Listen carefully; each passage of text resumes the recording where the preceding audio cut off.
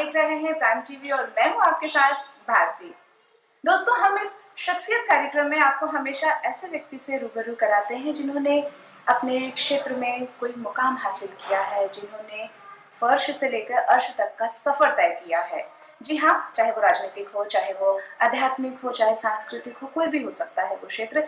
आज हम जिस कार्यक्रम को जो केंद्रित कर रहे हैं वो कर रहे हैं राजनीति के क्षेत्र में दखल रखने वाले भोपाल बैरसिया विधानसभा क्षेत्र के विधायक हैं विष्णु खत्री। आइए उनसे रूबरू करते हैं और उनसे ही बात करते हैं उनकी शख्सियत के बारे में। बहुत बहुत स्वागत है सर आपका। नमस्कार सर।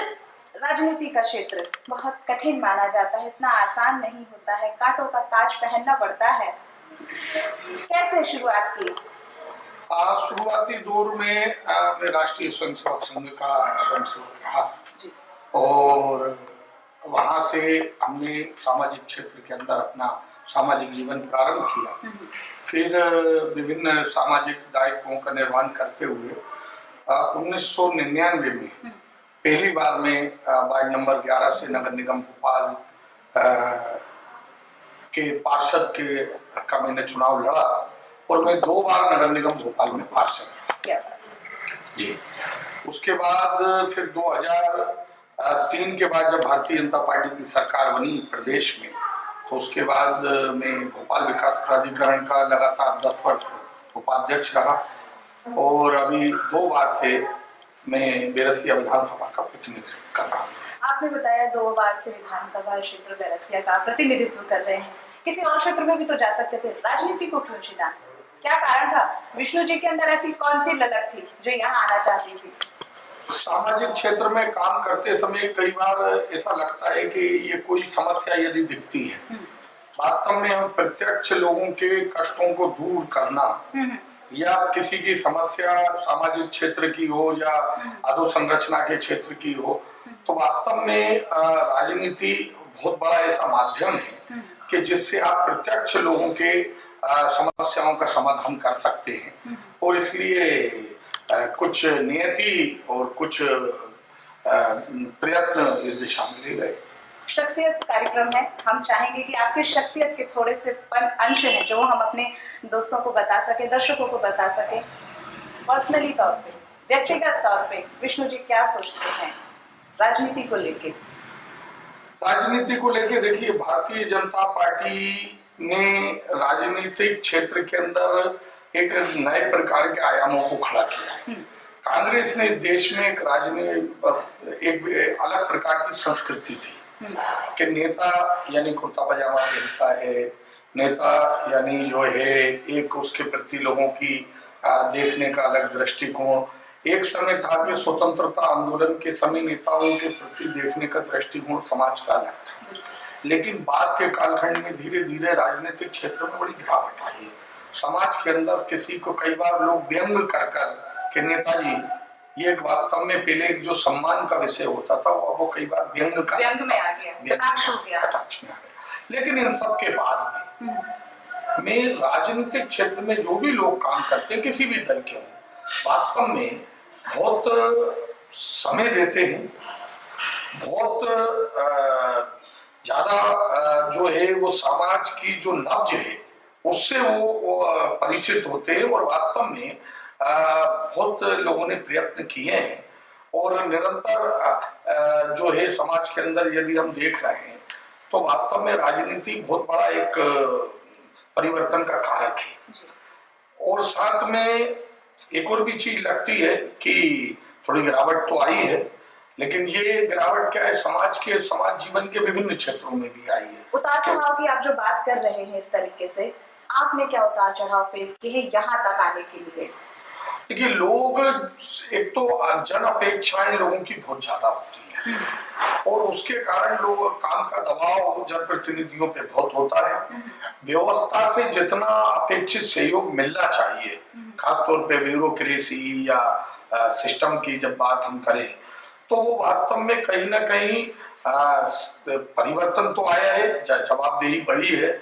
विगत हम दिनों में जब हम देखें कि भारतीय जनता पार्टी की जब से इस प्रदेश में सरकार बनी है हमने लगातार जनहितैषी योजनाएं संचालित की हैं और प्रशासन शासन जवाबदेह जनता के प्रति बड़ा है। लेकिन बीच के कालखंड में हम देखे लाल पीताशाही की बड़ी चर्चाएं होती थी कि काम करना या काम कराना ये वास्तव में बड़ा वैसे होता था। लेकिन अब धीरे धीरे परिवर्तन आ रहा है, जनप्रतिनिधियों की भी काम पर पकड़ बनी है और उसके परिणाम से एक काम के अंदर थोड़ी अनुकूलता है। अनुकूलता की आपने बात करी है, लेकिन अभी प्रतिकूलता बहुत ज्यादा दिख रही है। किसान आंदोलन जो है किसान बिल के विरोध में चल रहे हैं।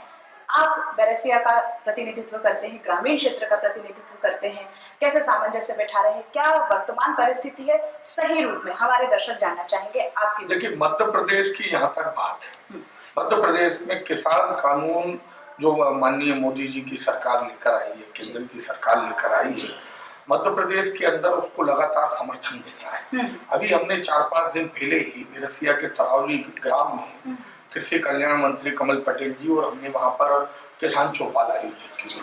जब हम किसानों के बीच में जाकर इस विषय को रखते हैं तो वास्तव में किसानों को लगता है कि नहीं, ये हमारे लिए हित का है, क्योंकि हमने मंडी से किसान को आजादी दिलाई है। पहले वो मंडी की सीमाओं तक सीमित था, अपने उत्पाद को कहीं उसे अधिक मूल्य मिल रहा है तो वो बेच सकता है। बात कर रहे हैं हम आत्मनिर्भर भारत योजना की, और जिस तरह से आपने बताया कि ग्रामीण क्षेत्रों के लिए आप पूरा प्रयास कर रहे हैं। भू माफिया भी एक उभरता हुआ एक संक्रमण फैल रहा है। ये जो टाट का पाबंद लग रहा है मखमल में, किस तरह से आप इसको निजात करने की कोशिश? ये बैरसिया की यहाँ तक बात करें तो बहुत ज्यादा इस प्रकार का हमारे संज्ञान में विषय नहीं आती है, लेकिन एक चीज जरूर है कि बैरसिया रोड पर अवैध कॉलोनियां जरूर बड़ी तेजी से बढ़ रही है, क्योंकि जैसे जैसे आबादी शहर से लोग सस्ते प्लाट के लेने के प्रलोभन में वहां पर फंस जाते हैं और अवैध कॉलोनियां जरूर वहां पर एक बड़ी समस्या है हमारे लिए, जो आने वाले कल के अंदर फिर वो वहां पर सुविधाएं मांगेंगे, वहां पर रोडें नहीं होंगी, वहाँ सीवेज का कोई व्यवस्था नहीं होगी, वहां पर पेयजल की व्यवस्था नहीं है।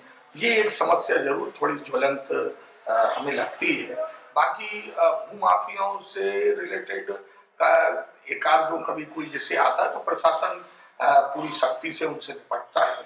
और तो बैरसिया के लोग ये समझे कि वो आपके आश्रय में सुरक्षित और आप इस बात का निराकरण करेंगे। निश्चित रूप से हमारा प्रशासन पूरी तरह मुस्तैद है और हम इस प्रकार के जो तत्व है, असामाजिक तत्व हो या माफिया हो या ये हो, किसी भी क्षेत्र का हो, उसको किसी प्रकार का संरक्षण नहीं है और उसको जो है उसके ऐसे लोगों के साथ सख्ती से निपटा जाए, कार्यवाही की जाएगी।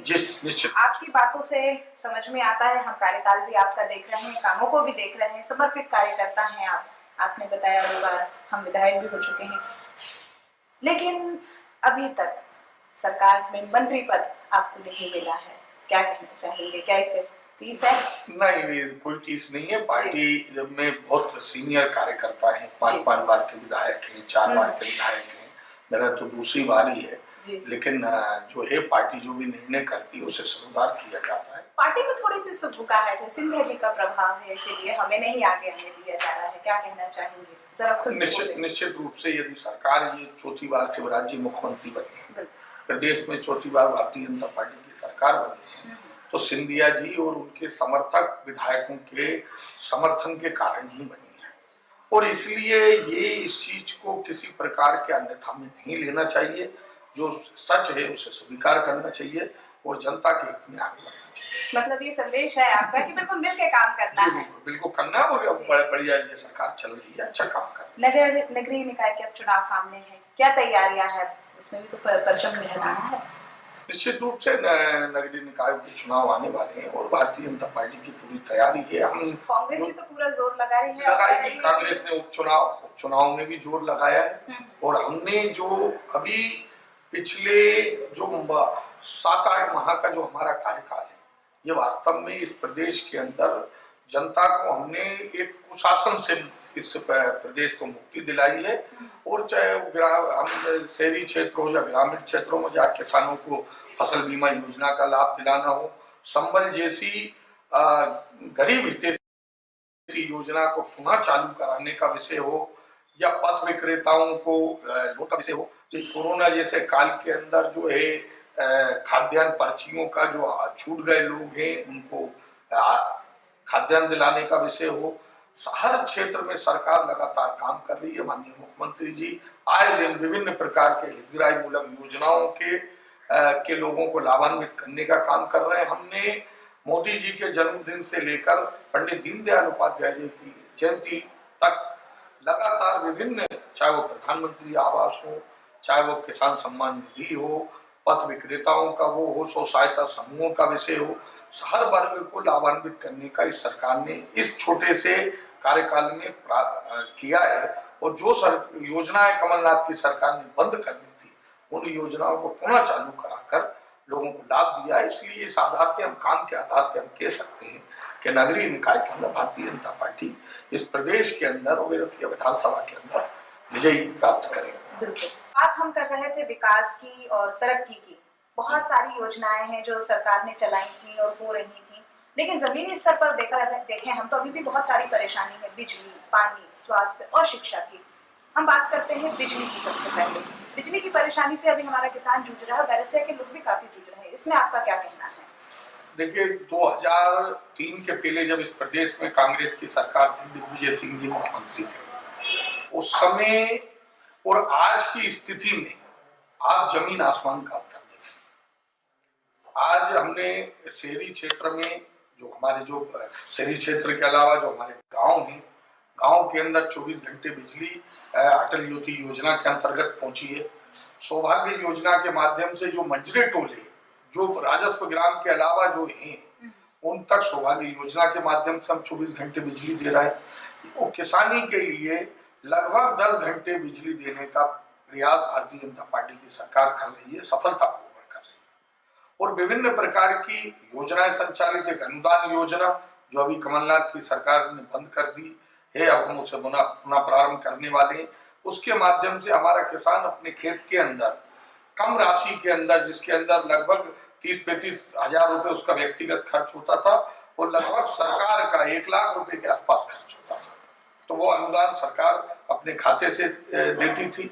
और विभिन्न हितग्राही मूलक योजनाएं, चाहे वो संबल जैसी जनहितैषी योजना हो, 1 रुपए किलो गेहूं, 1 रुपए किलो चावल, 1 रुपए में नमक देने का विषय हो, स्व सहायता समूहों को आत्मनिर्भर बनाने का विषय हो, प्रधानमंत्री आवास हो, उज्ज्वला के कनेक्शन हो, लगातार इन विभिन्न हितग्राही मूलक योजनाएं जो चाहे वो केंद्र सरकार की हो या प्रदेश सरकार की हो, उन योजनाओं के माध्यम से गांव गरीब की दशा और दिशा सुधारने का काम लगातार हो रहा है। आपसे आपका व्यक्तिगत प्रश्न है कि आपकी पर्सनल हॉबीज क्या हैं, क्या शौक हैं आपके? पहले युवावस्था के, जब किशोरावस्था में विशेष रूप से क्रिकेट का बड़ा शौक रहा है, लेकिन अब चूंकि समय नहीं मिलता, लेकिन विभिन्न प्रतियोगिताओं को आयोजित करके उस शौक को पूरा कर लेते हैं।